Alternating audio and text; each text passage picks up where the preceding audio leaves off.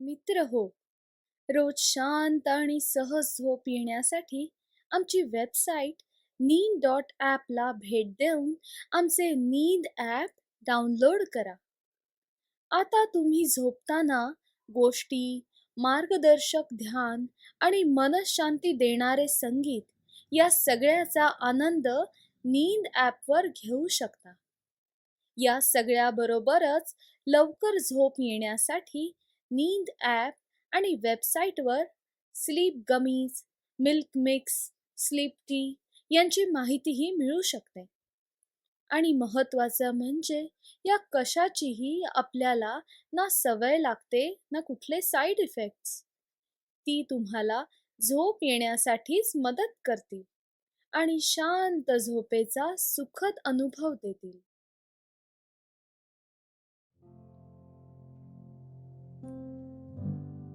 नमस्कार, मी गौरी. महान साहित्यिक, कवी, चित्रकार, संगीतकार, कलेला प्रोत्साहन देण्यासाठी शांतिनिकेतन सारख्या विश्वविद्यालयाची स्थापना करणारी नोबेल पुरस्कार विजेते रवींद्रनाथ टागोर यांची एक कथा मी आज तुम्हाला सांगणार आहे. खरं म्हणजे जागतिक दर्जाचे कवी म्हणून रवींद्रनाथांची ओळख आहेच, पण कथाकार म्हणूनही रवींद्रनाथ अतिशय प्रसिद्ध आहेत. त्यांचीच प्रथम तीज पाहता ही गोष्ट मी तुम्हाला सांगणार आहे. कांतीचंद्राचं वय तसं फार नव्हतं, तरीही पहिल्या पत्नीच्या मृत्यूनंतर तो दुसरं लग्न करण्यास तयार नव्हता. त्याऐवजी शिकारीतच तो आपलं मन रमवत असे. उंच, शिडशिडीत, पाणीदार डोळ्यांचा असा कांती पाश्चात्यासारखा पोशाख करायचा. एकंदरीत पाहता तो जीवनात यशस्वी असल्याचं जाणवत होतं. हिरा सिंग, छक्कनलाल यांच्यासारखे पहिलवान आणि खासाहेब, मियासाहेब अशा गाण्या बजावण्यातील लोकांची त्यांच्याकडे सतत ये जा असे. याशिवाय नोकर चाकर आणि पित्ते तर असतच. मार्गशीर्षाच्या मध्यावर कांती काही मित्रांना घेऊन नैदिघी नदीच्या काठी शिकारीसाठी गेला होता. नदीच्या काठी 2 हाऊसबोटीत ते राहिले होते. इतर 3-4 नावात नोकर चाकर. एका लहानशा घाटाजवळच बोटी व नावा लावल्यामुळे गावातल्या बायकांना अंघोळ, पाणी, धुणी भांडी करणं अशक्य झालं होतं. दिवसभर बंदुकीचे बार आणि रात्री उस्तादांच्या तानबाजीनं गावची झोप उडाली होती. पुढची गोष्ट ऐकण्यापूर्वी मन थोडे शांत करूया. आता आपण आपल्या आसपासचे तीव्र दिवे बंद करून मंद दिवे सुरू ठेवा. अगदी शांतपणे आपल्या जागेवर शक्यतो आडवे झोपा. अगदी अलगद आपले डोळे मिटा. आता हळुवारपणे आपल्या शरीराला आराम देण्याचा प्रयत्न करा. शरीर तणावमुक्त करण्याचा प्रयत्न करा. आपलं शरीर हवेवर तरंगतंय इतकं हलकं करण्याचा प्रयत्न करा. शरीरावर, मनावर कोणताही ताण येऊ देऊ नका. डोक्यात, मनात सुरू असलेले सगळे विचार, चिंता दूर करण्याचा प्रयत्न करा. यानंतर येणारी शांतता अनुभवण्याचा प्रयत्न करा. मनात येणाऱ्या सकारात्मक, नकारात्मक विचारांवर विचार करू नका. आलेल्या विचाराला का आलास विचारू नका. चाललेल्या विचाराला का चाललास विचारू नका. आता आपले हात कोणताही ताण येणार नाही अशा पद्धतीने आपल्या मांडीजवळ ठेवा. आता आपल्या श्वासांवर लक्ष द्या. मुद्दाम दीर्घ किंवा संथ श्वास घेऊ नका. फक्त लक्ष द्या. आपण घेतलेला श्वास नाकाद्वारे, घशाद्वारे आपल्या छातीपर्यंत कसा जातो याकडे लक्ष द्या. फिरून पुन्हा तो छातीद्वारे, घशाद्वारे, नाकावाटे कसा बाहेर पडतो हा प्रवास समजून घ्या. पुन्हा नेहमीच्या गतीने श्वास घ्या. श्वासाकडे लक्ष द्या. तुम्हाला आपलं चंचल मन शांत होतंय असा अनुभव येईल. मन शांत होत जातंय. अजून शांत. तुमच्या लक्षात येईल की आपलं शरीर हलकं होतंय. मन तणावमुक्त होतंय. सर्व आसमंत आपल्या मन आणि शरीराप्रमाणेच शांत झालंय. आसमंत प्रसन्न आणि शांत झालंय. एके दिवशी कांती बोटीतील त्याच्या खोलीसमोरच्या डेकवर बसून स्वतःची बंदूक काळजीपूर्वक साफ करत होता. अचानक त्याला अगदी जवळून बदकांचा कलकलाट ऐकू आला. त्यानं मान वर करून पाहिलं. एक मुलगी बदकांच्या 2 पिलांना घेऊन घाटावर आली होती. नदी लहान होती आणि तिला फारसं पाणीही नव्हतं. तिच्या जागोजागी शेवाळ साठलं होतं. त्या मुलीनं बदकांना पाण्यात सोडलं, पण ती नजरेच्या टप्प्याबाहेर जाणार नाही याची काळजी ती घेत होती. मोठ्या मायेनं ती त्यांना सांभाळत होती. एरवी ती बदकांना सोडून निघूनही गेली असती, पण गावात शिकारी आल्यानं ती धास्तावली होती. त्या मुलीचं सौंदर्य टवटवीत व अस्पर्शित होतं. जणू काही विश्वकर्म्यानं नुकतीच तिची निर्मिती केली होती आणि लगेचच तिला इथं पाठवलं होतं. तिचं वय सांगणं तसं कठीणच होतं. ती वयात आली असावी, पण तिचा चेहरा अगदीच कोवळा होता. ह्या जगाचा वारा अजून तिला लागला नसावा, किंवा तिनं तारुण्यात पाऊल टाकलंय ही बातमी अजूनही तिच्यापर्यंत पोहोचलीच नसावी. कांतीचं बंदूक साफ करण्याचं काम तसंच राहिलं होतं. तो त्या मुलीकडे अवाक होऊन पाहत होता. अशा आडगावी असं सौंदर्य बघायला मिळेल असं त्याला स्वप्नातही वाटलं नव्हतं. अर्थात राजाच्या अंतःपुरापेक्षा इथंच ते सौंदर्य शोभून दिसत होतं. फुलदाणी सोन्याची असली तरी फुलांचं सौंदर्य खरं खुलतं ते झाडावरच.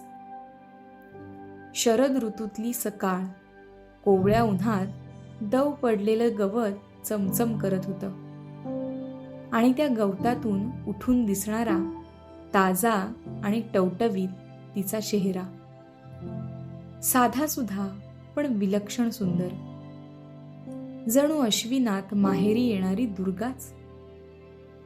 कांती तिच्याकडे डोळे विस्फारून पाहत होता. मंदाकिनीच्या तीरावर उमाही अशीच हंसांना घेऊन येत असेल. कालिदास ती गोष्ट लिहिण्याचं विसरूनच गेला बहुधा. एकाएकी ती मुलगी घाबरल्याचं दिसलं.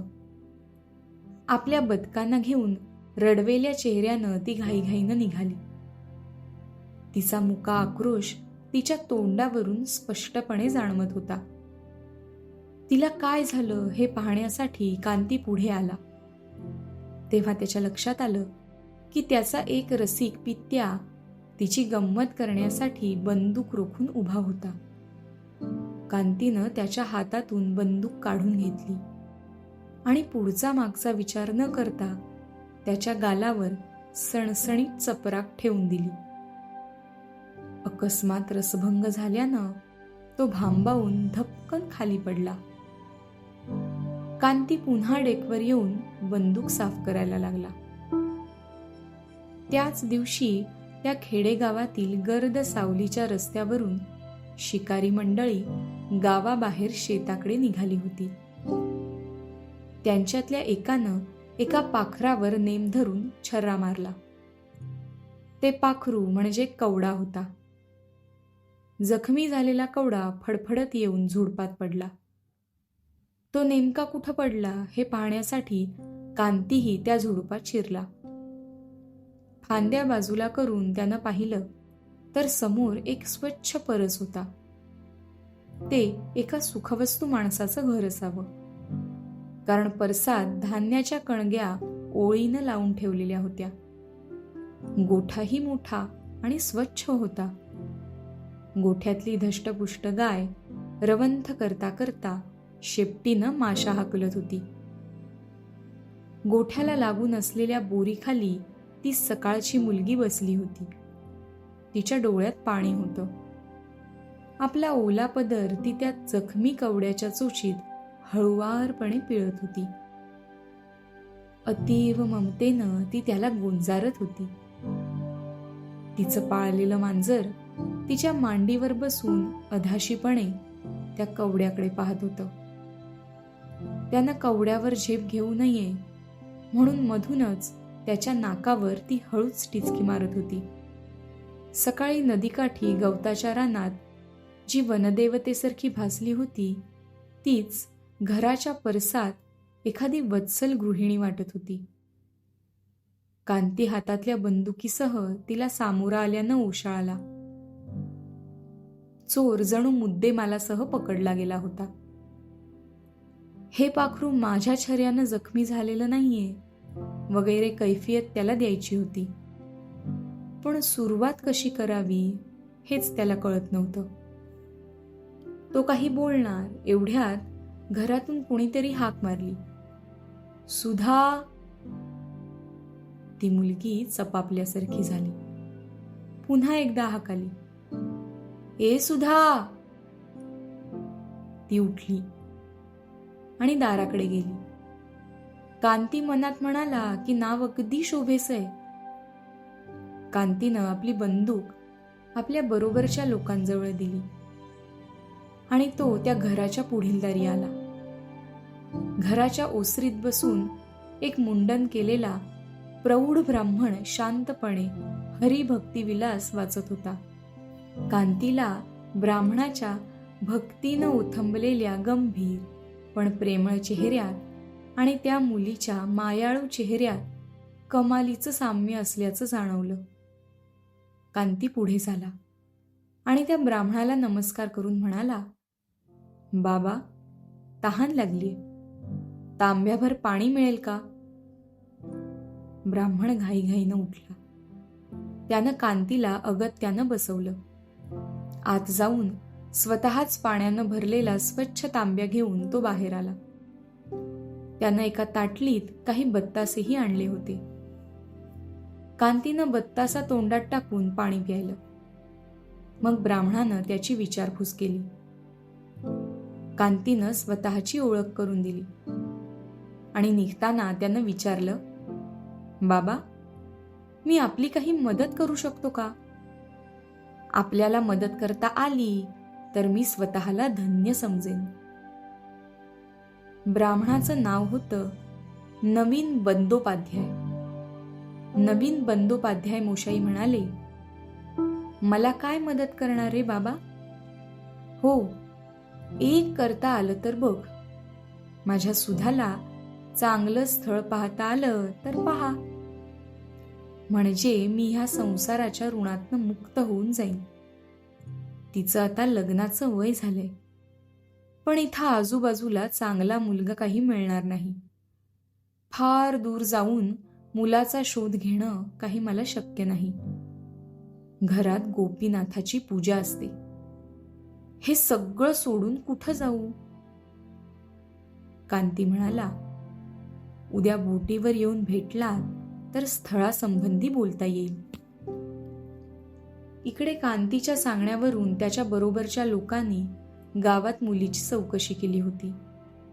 सुधा अतिशय गुणी आणि चांगली मुलगी असल्याचं उभ्या गावानं एकमतानं मान्य केलं होतं.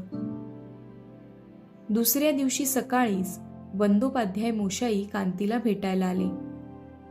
कांतीने त्यांना साष्टांग नमस्कार घातला आणि त्यांच्या मुलीशी लग्न करण्याची त्याचीच इच्छा असल्याचं सांगितलं. आपल्या लेकीचं भाग्य असं अचानक उजळलेलं पाहून ब्राह्मणाला भरून आलं. तरीही त्यांच्या मनात शंकेची पालचूक चुकली. काही चूक तर होत नाही? त्यानं विचारलं, माझ्या मुलीशी लग्न करणार? हो, आपल्याला पसंत असेल तर मी तयार आहे. बंदोपाध्याय मोशाईंनी विचारलं, माझ्या सुधाशी? हो, पुन्हा तेच उत्तर आलं. मग गंभीरपणे बंदोपाध्यायांनी विचारलं, मुलगी पाहणं वगैरे? कांतीनं मुलगी पाहिली नसल्याचा बहाणा करत उत्तर दिलं, ते सगळं लग्नाच्या वेळीच. बंदोपाध्यायांना पुन्हा भरून आलं. ते घोगऱ्या आवाजात म्हणाले, माझी सुधा फार गुणी आहे हा. घरकाम, स्वयंपाक पाणी काही बघायला नको. पण तुम्ही तिला न पाहताच लग्नाला तयार झाला आहात, तेव्हा मनापासून आशीर्वाद देतो की ती अखंड सौभाग्यवती होवो, अखंड पतिपरायण राहो, तुमचं सदैव मंगल व्हावं म्हणून तिनं झटावं. तिच्याशी लग्न केलं म्हणून पश्चाताप व्हायला तुम्हाला कधीच कारण मिळू नये. कांती आता थांबायला तयार नव्हता. माघातलाच मुहूर्त धरला. गावातल्या मुजुमदारांच्या जुन्या वाड्यात लग्न करायचं ठरलं. लग्नासाठी नवरा मुलगा हत्तीवरून आला.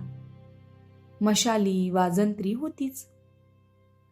लग्न लागल्यावर नवरदेवानं नवरीकडं पाहिलं, पण लांब पदर, बाशिंग, कपाळावर चंदनाची नक्षी, यातून त्याला तिचा चेहरा नीटसा दिसलाच नाही. आनंदानं डोळे भरून आले होते त्याचे. बंगाली रिवाजाप्रमाणे संध्याकाळी गावातील सर्व लहान मोठ्या बायका जमून नवरा नवरीचं कौतुक, थट्टा मस्करी करत होत्या. गावातल्या आजीनं कांतीला बळेबळेच नवरीचा घुंगट काढायला भाग पाडलं. घुंगट काढताच कांतीला प्रचंड धक्का बसला. ती मुलगी नव्हतीच. त्याच्या डोळ्यासमोर अचानक अंधारी आली. खोलीतले दिवे विझून अंधार पसरल्यासारखा भास झाला. छातीत जोरात धडधड सुरू झाली. डोक्यात घणाचे घाव पडायला लागले. सर्वत्र काळोख पसरल्यासारखं वाटल्यामुळे नवरीचा चेहराही काळाकुट्ट दिसायला लागला. कांती खरं तर पुन्हा लग्न करणार नव्हताच, तसं त्यानं पक्क ठरवलंही होतं, प्रतिज्ञाही केली होती. नियतीनं क्रूर थट्टा करून चुटकी सरशी त्याचा निश्चय असा उधळून लावला ना, कितीतरी चांगल्या मुली सांगून आल्या होत्या त्याला.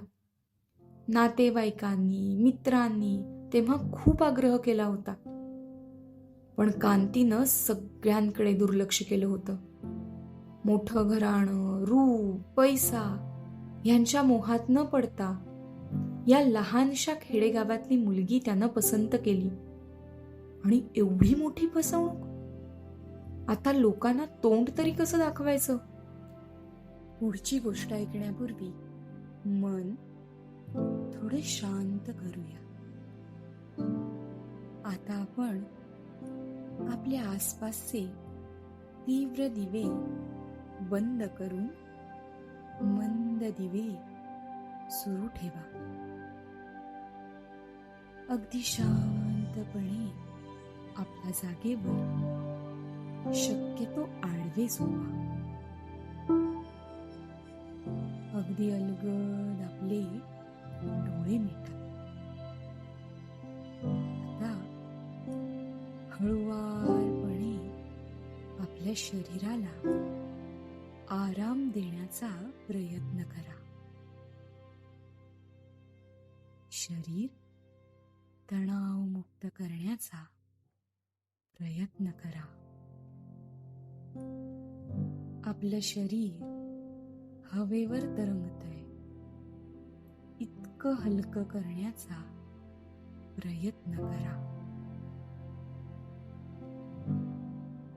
शरीरावर, मनावर कोणताही ताण येऊ देऊ नका.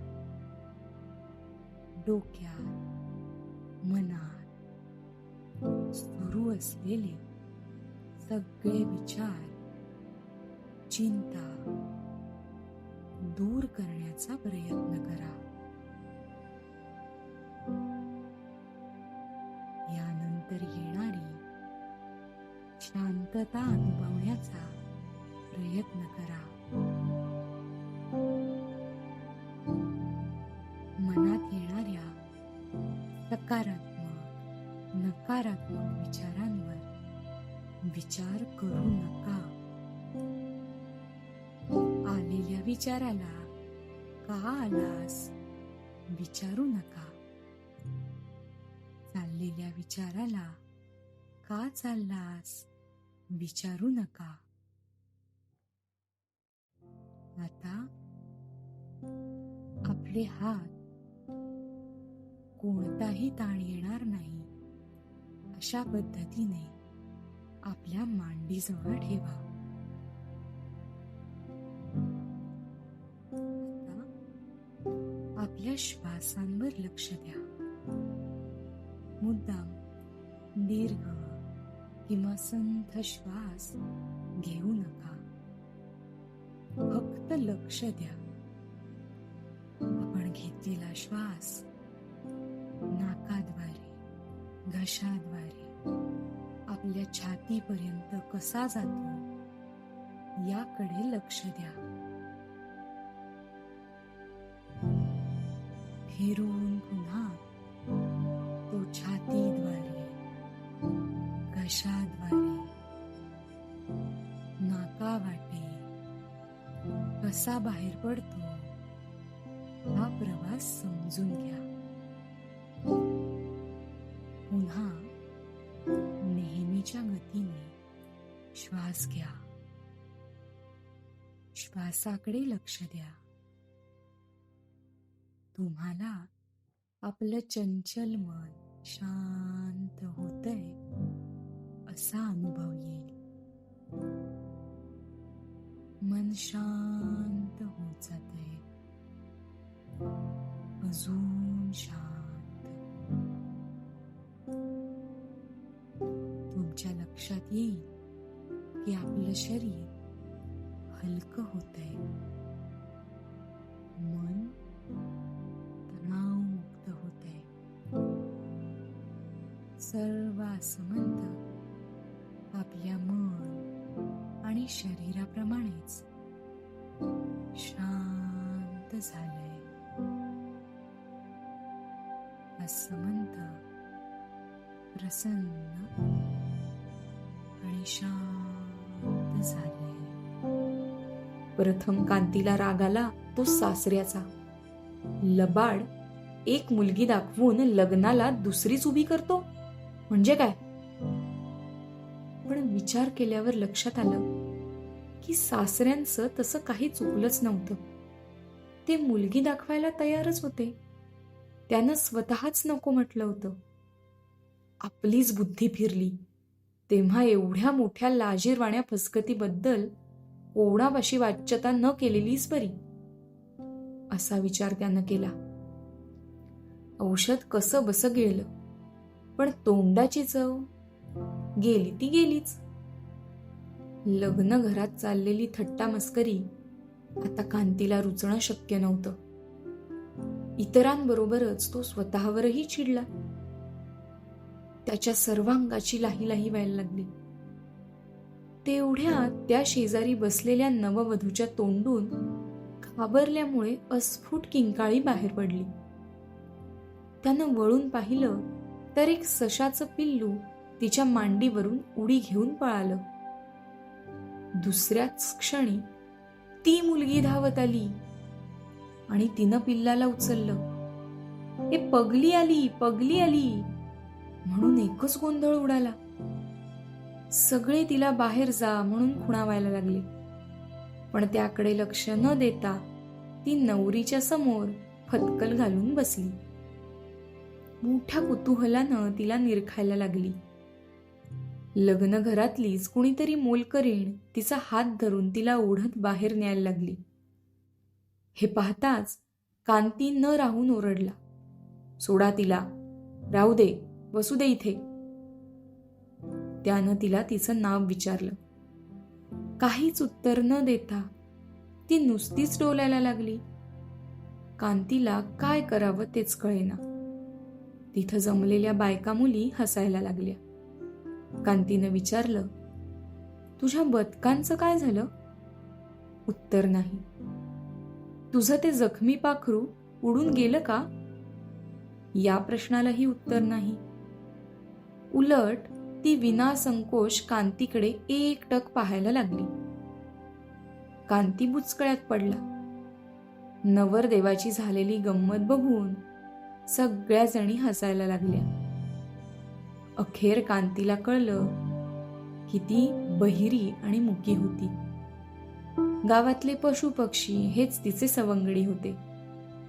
त्या दिवशी सुधा म्हणून हाक येताच ती दाराकडे गेली तो एक अपघात होता.